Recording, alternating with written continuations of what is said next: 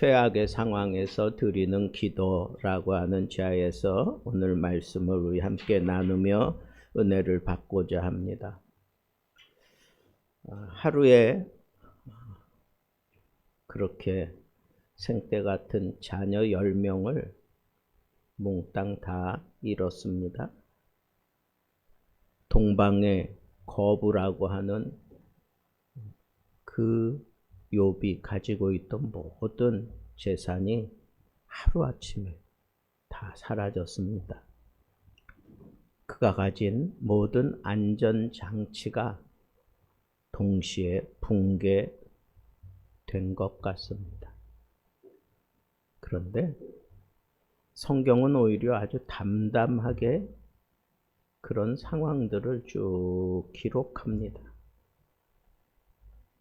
그리고 그런 상황 속에서 욥이 자기 아들이 죽었다는, 딸들이 죽었다는, 그리고 모든 재물들이 한순간에 다 사라졌다는 그런 소식을 듣고 욥이 일어나서 땅에 엎드려 예배하며,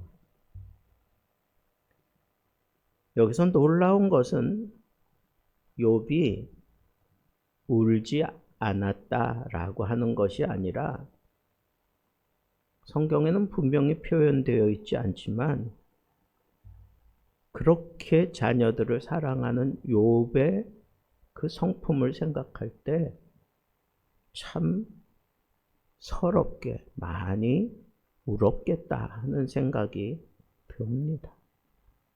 그런데 울면서 그가 집중했던 것은 하나님 앞에 예배했다는 겁니다. 근데 예배했다라고 하는 걸 저는 곰곰이 생각하면서 이건 하나님 앞에 기도했다고 하는 게 더 좋은 표현이 아니었을까 하는 그런 생각을 합니다. 그의 아내 같은 경우는 우리가 잘 아는 대로 믿음도 없는 그런 상태인 것을 생각할 때 욥이 하나님을 바라보며 예배할 때 곁에 있지도 않았을 것 같은 생각이 들어요. 겉옷을 찢고 머리털을 밀어버렸습니다. 이건 아주 철저한 애통의 표현입니다. 그 철저한 애통 가운데에서 절망한 모습으로 그냥 펑펑 울었던 게 아니라 눈물을 씹어가면서 하나님 앞에 그 순간에 예배했다는 거예요. 하나님 앞에 기도했다고 저는 생각합니다. 신앙은 고통이 없다는 증거가 절대로 아닙니다. 고통 속에서도 방향을 잃지 않는 것, 그것이 바로 신앙이고 그것이 우리가 추구해야 되는 믿음인 것입니다. 이런 최악의 상황이 드러났을 때 믿음의 본질이 부각되는 겁니다. 아주 좋은 텐트, 묵직한 텐트를 딱 쳐놓으면 웬만하면 펄럭거리지 않아요. 무게가 있어서. 그런데 바람이 거세게 불면 그 무거운 텐트도 펄렁거리면서 쏠리고 막 뽑힐 것 같은 그런 모습을 우리는 볼 수가 있습니다. 우리가 평소에 편안할 때, 그냥 안전할 때 하나님 감사합니다. 그렇게 말하는 건 참 쉬운 것 같아요. 그러다가도 그 모든 것을 다 잃었을 때 욥처럼 하나님을 예배할 수 있으니 하나님 앞에 경외하는 마음을 내가 거두지 않고 하나님 앞에 기도하고 찬송할 수 있느냐. 모든 것 다 잃어버린, 그건 정말 최악의 상황이잖아요. 그런데 그때 욥이 하나님 앞에 그 경외하는 모습으로 예배하는 것, 그 경외하는 그런 모습 표현이라고 생각하는데 하나님 앞에 이렇게 고백을 해요. 주신 이도 여호와시요 거두신 이도 여호와이시니. 참, 어떻게 보면 너무 냉정한 거 아닌가 하는 그런 생각이 들 정도로 욥은 모든 것이 다 사라진 최악의 상황에서 그는 체념하지 않았어요. 이게 내 운명이다, 그렇게 말하지 않았습니다. 그 최악의 상황에서 욥이 가장 신경 썼던 일이 뭐냐? 하나님이 여전히 하나님이시다 라고 하는 것을 고백했던 겁니다. 영국의 설교가 마틴 로이드 존스는 이런 얘기를 했습니다. 신앙은 환경을 해석하는 것이 아니라 하나님을 해석하는 것이다. 얼마나 멋진 표현입니까? 욥이 최악의 상황이 딱 자기에게 덮쳐왔을 때 그때 그 상황이 왜 이런 상황이 나에게, 어떻게 이런 심각한 상황이 나에게, 그 상황을 분석하고 그 상황을 해석하려고 들지 않았어요. 그게 아니라 하나님을 해석했다고. 하나님을. 욥은 상황을 해석하지 않고 하나님을 해석하고 하나님을 붙들었어요. 그 모든 상황 하나님이 다 막아주셨으면 참 좋았을 텐데, 정말 철저하게 하나님을 섬기고 하나님께 예배하는 가정이었는데 그 자녀들 하나님 앞에 혹이라도 죄악을 그냥 이고 갈까 봐 항상 하나님 앞에 닦아세우며 예배하며 그 자녀들을 길러가고 있었는데 그 자녀들이 하루아침에 다 죽었어요.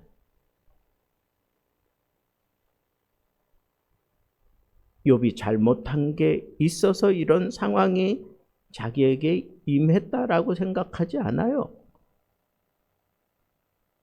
만약에 그런 걸 가지고 이 상황이 도대체 이게 뭐냐, 어떻게 나에게 이런 일이 있을 수 있느냐, 하나님이 살아계실진데 어떻게 나에게, 나처럼 하나님을 섬기는, 우리 가정처럼 이렇게 하나님을 섬기는 이런 상황을 이렇게 막 쑥대밭 만들어 버릴까? 상황을 해석하면 절망하고 괴롭고 답답했을 거예요. 그런데 욥은 하나님을 해석합니다. 하나님을 붙들어요. 하나님의 하나님 되심이 해가 되지 않도록 그는 하나님을 붙들어요. 그게 기도예요. 그게 기도라고. 몇 해 전에 한 성도가 사업이 부도를 맞고 하루아침에 이른바 거지가 되었습니다. 그때 그는 그 모든 것 다 무너진, 완전히 파산돼 버린 그 상황에 교회에 왔어요. 그리고는 아무 말도 하지 않고 맨 예배당 뒤편에서 앉아서 그냥 넋나간 사람처럼 그렇게 기다리고 있습니다. 얼마 시간이 흐르고 난 다음에 예배가 시작됩니다. 찬송이 흘러나오기 시작합니다. 내 평생에 가는 길 순탄하여. 그는 그 찬송을 도무지 부를 수가 없었어요. 도대체 이게 평탄한 건가? 이게 순탄한 건가? 도무지 그 찬송을 따라 부를 수가 없었어요. 그러다가 갑자기 고개를 숙이고 막 흐느끼며 헉헉거리면서 갑자기 얼굴을 들고 눈물로 범벅이 된 그 얼굴을 하늘을 향하여 들고 찬송을 따라 부르기 시작합니다. 사람들이 그 모습을 보고 다 의아해했습니다. 저 사람에게 무슨 큰일이 있구나. 저렇게 그칠 수 없는 눈물이 쏟아질 정도로 심각한 위기가 있구나. 그래서 정말 충격 먹은 얼굴로 가만히 있다가 찬송을 막 그냥 따라 부르지 못하고 고개 숙이게 있다가 갑자기 얼굴을 들고 막 큰 소리로 찬양하는 그 모습을 보고 사람들이 다 궁금했어요. 그래서 예배 마친 다음에 물었습니다. 도대체 무슨 일이냐? 왜 이렇게 찬송을 했느냐? 그때 이 사람이 아주 유명한 얘기를 했어요. 지금 내 상황은 도무지 이해가 되지 않습니다. 그러나 나는 하나님을 놓치고 싶지 않습니다. 그 사람의 고백은 욥의 고백을 닮아 있습니다. 모든 것을 이해해서가 아니라 하나님을 포기할 수 없어서 그 모습 그대로 하나님 앞에 나와 상반되는 그런 상황이 펼쳐지는 그런 찬양 가사에 그냥 맡겨놓고 찬송하며 예배를 드릴 수 있는 사람, 그 사람이 바로 본질적인 신앙을 가지고 있는 사람입니다. 신앙은 소유가 아닙니다. 관계로 써내려가는 겁니다. 욥이 그 심각한 상황 속에서 아주 귀한 걸 깨달았어요. 내가 모태에서 알몸으로 나와 싸운 주, 우리는 빈손으로 왔다가 잠시 맡아서 관리하다가 아무것도 들지 못하고 또 아버지께로 돌아가는 존재임을 그는 고백을 했습니다. 현대사회는 소유를 정체성으로 삼는 것 같아요. 집이 있는 사람, 직장이 다른 사람들에 비해서 굉장한 사람, 아주 체질적으로 건강한 사람, 자녀들이 막 그냥 부모를 으쓱하게 만들어주는 그런 자녀들, 그리고 자기가 막 달려왔던 그 모든 일이 성취되어서 이런 모든 걸 가지고 그 어떤 사람 앞에 서 있을지라도 당당했던 그 사람이 자기가 가지고 있는 이 모든 것들이 싹 그냥 한순간에 사라지면 그 사람은 과연 뭐라고 하나님 앞에 고백할 수 있을까? 욥의 고백을 할 수 있을까?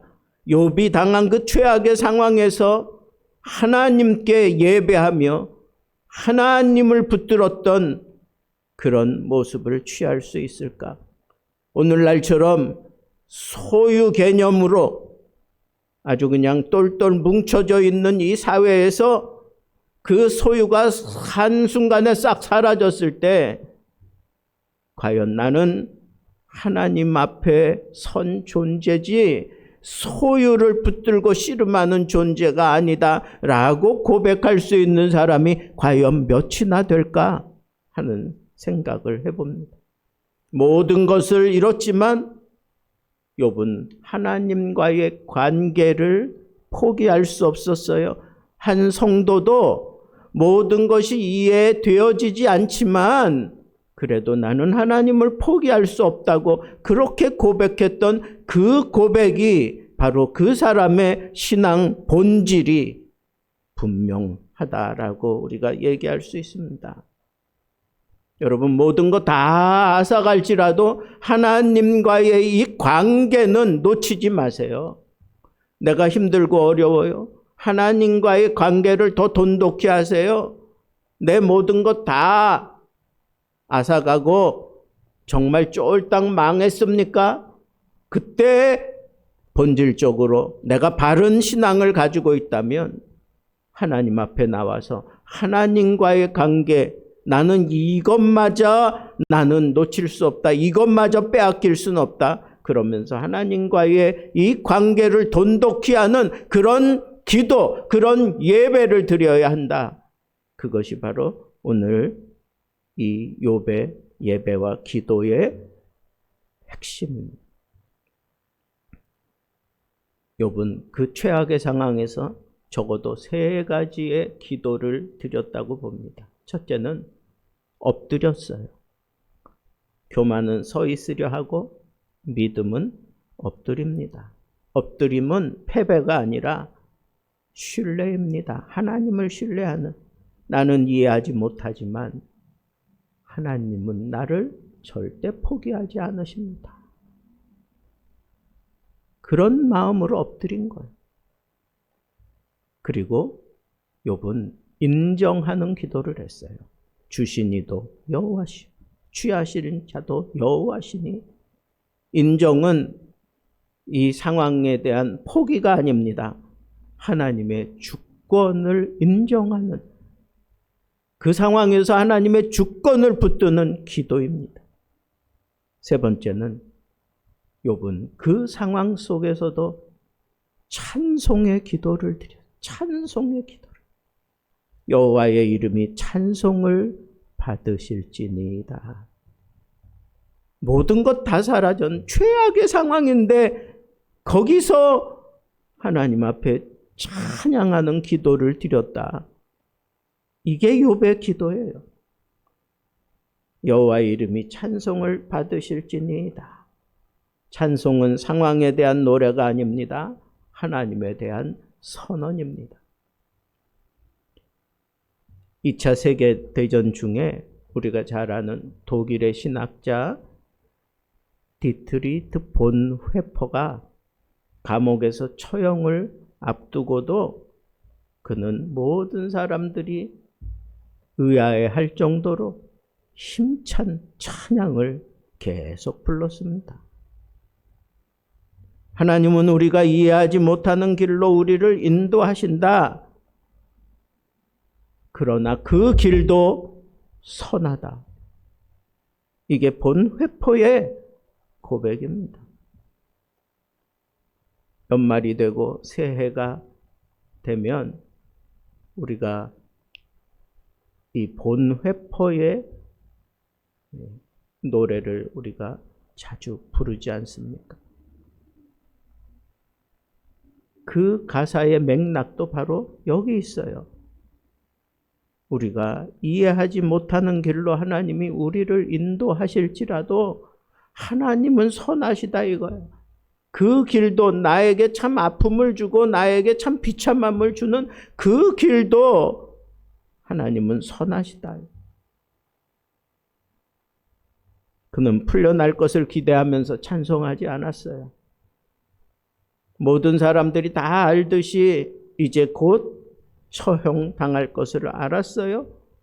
그러나 하나님이 여전히 선하시기에 풀려날 것을 기대하지 않았고 그냥 이 모습 이대로 나는 죽을 것이다 라고 하는 그 사실을 뻔히 알면서도 그는 하나님이 지금도 선하시기 때문에 나는 찬송한다 라고 그렇게 고백하며 찬송했습니다.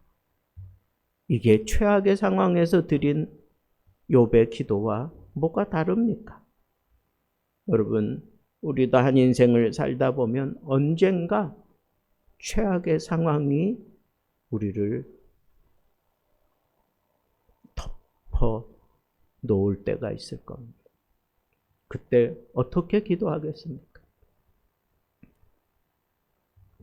오늘 본문 마지막은 이렇게 끝납니다. 이 모든 일에 욥이 범죄하지 아니하고. 여러분, 범죄가 어떤 행동이 일어나야만 범죄는 아닙니다.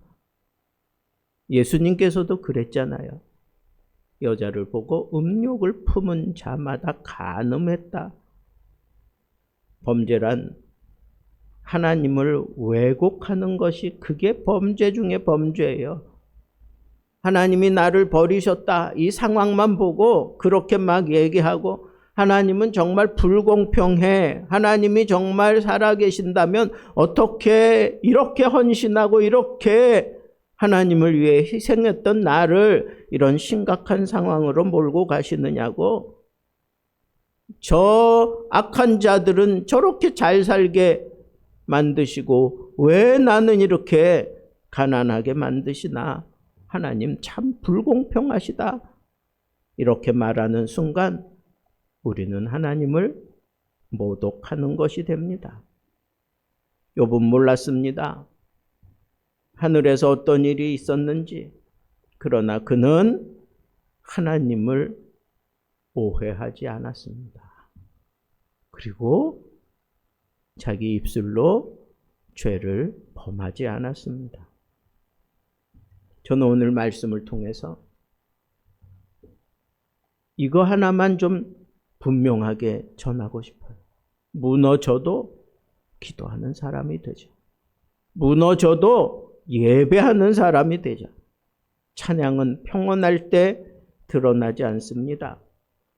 오히려 찬양은 힘들고 어려울 때 아주 강력하게 드러나는 겁니다.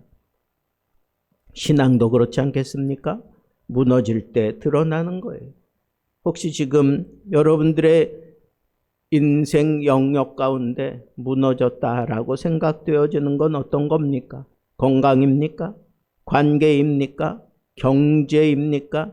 아니면 실패입니까? 오늘 욥처럼 이렇게 기도해 보십시오. 본 회포처럼 이렇게 기도해 보십시오. 어떤 쫄딱 망했던 그 성도처럼 이렇게 좀 기도해 보십시오. 하나님, 이해되어지지는 않지만 나는 하나님을 놓을 수가 없습니다.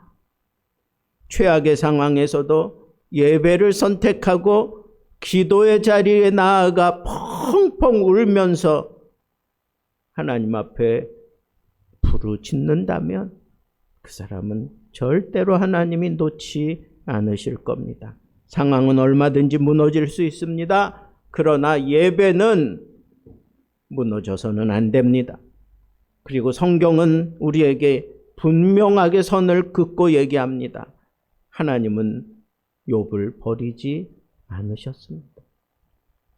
최악의 자리에서 드리는 기도가 하늘을 움직이고 하나님의 손을 더욱 굳게 만들고 우리가 잘 아는 대로 이 이후에 욥이 많은 그런 갈등과 그런 고난을 겪지만 마지막에는 하나님이 그 모든 것들을 다 갚아주시잖아요.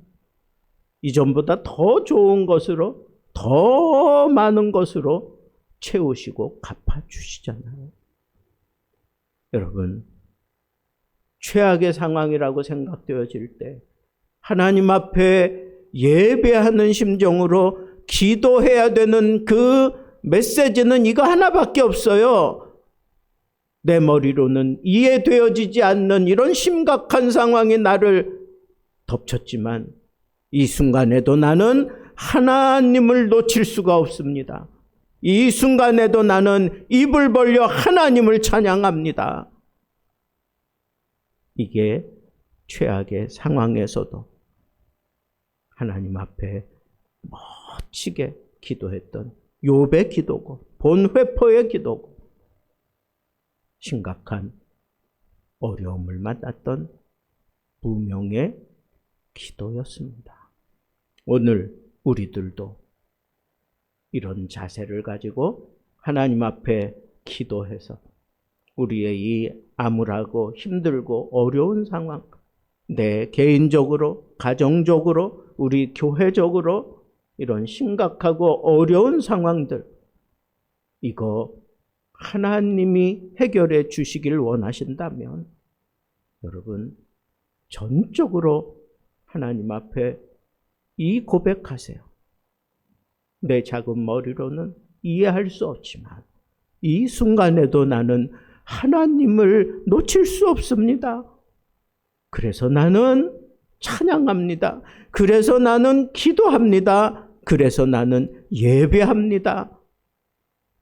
이런 멋진 고백할 수 있는 기도의 사람들, 예배의 사람들, 찬송의 사람들 되기를 우리 주님의 이름으로 축복합니다.